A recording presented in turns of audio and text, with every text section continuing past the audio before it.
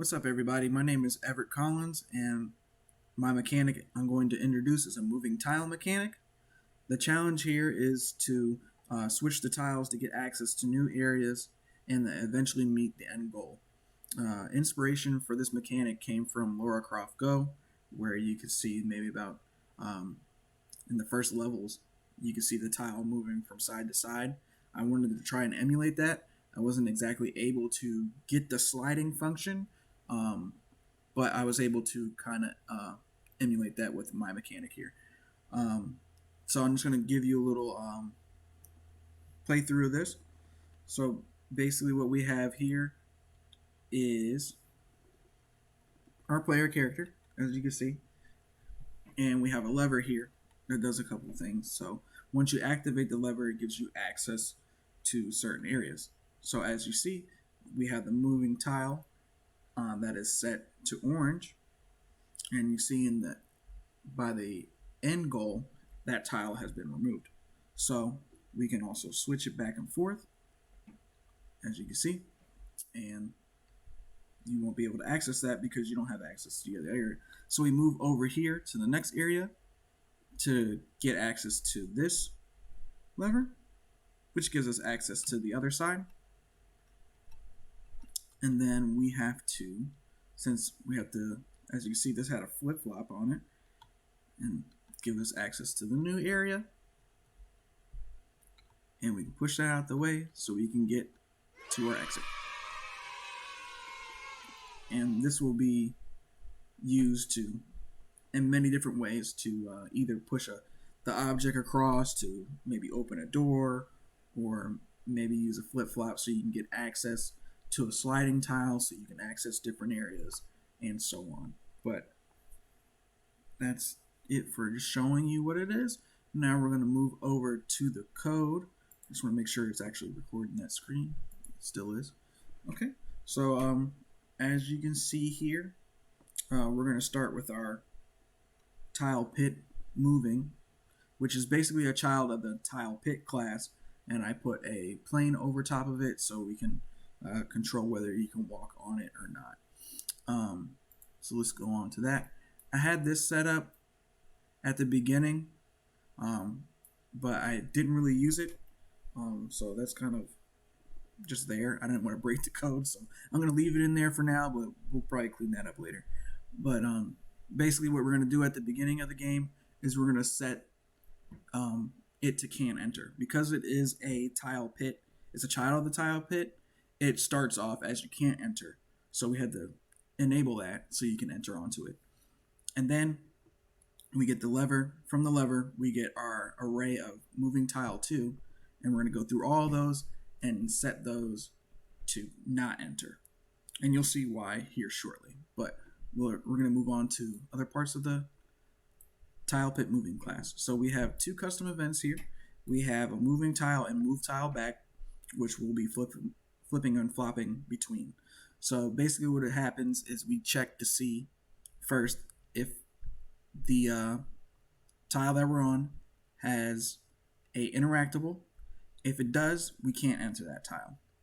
But if it doesn't, we're able to change the visibility of our plane to be hidden, and then we can set to can't enter. And then the move tile back is basically just the opposite. We do the same thing where we check to see if the interactable is there, and if it's not, we're actually going to change that plane to be true so it's visible and we can't enter the tile. So we're going to go over to our interactable lever, which has the majority of our code in it. And I'm going to scroll up here to the top. So at the beginning of begin play, we're going to take our moving tile class 2 that I said earlier, moving tile pit, or tile pit moving, reset that to set that it can't enter to false.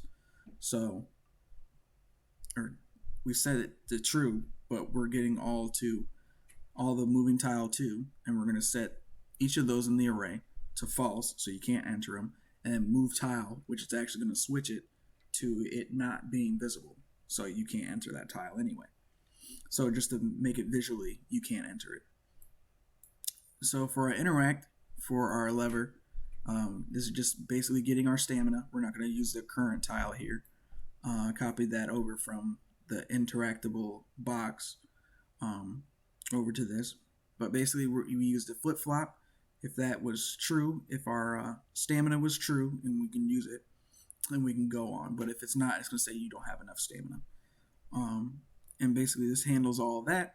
So it's going to, from A, it's going to reverse it, and the hammer is going to go up, and B is going to go back down. So, and then it's going to set our relative rotation of our scene root, and then it's going to change the colors of the lights that are on the panel. It's kind of far back. If it was in first person view, you'd be able to see that the tiles that are on the actual block would change from green to red. But it's kind of far. And then after that's all said and done, we use our stamina here. So now if A is true, if it's in the A portion of the flip-flop, we're going to go true. So we're going to get our moving tile class, or moving tile array here. So, and then we're going to set that to move tile. But we're also going to check to see if it has an interactable. And if it does have an interactable, then it's going to set all those tiles within that group to move tile back, which is going to make it visible and that you can enter it. And then we do the same thing. Once that's completed, we do that for our second array of moving tile. And we do the same checks, and we're going to run move tile back. So it does that flip-flopping action. So it's going to do move tile back.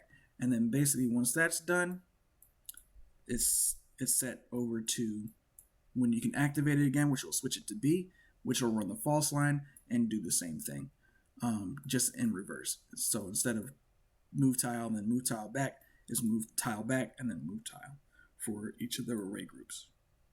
But that is basically it.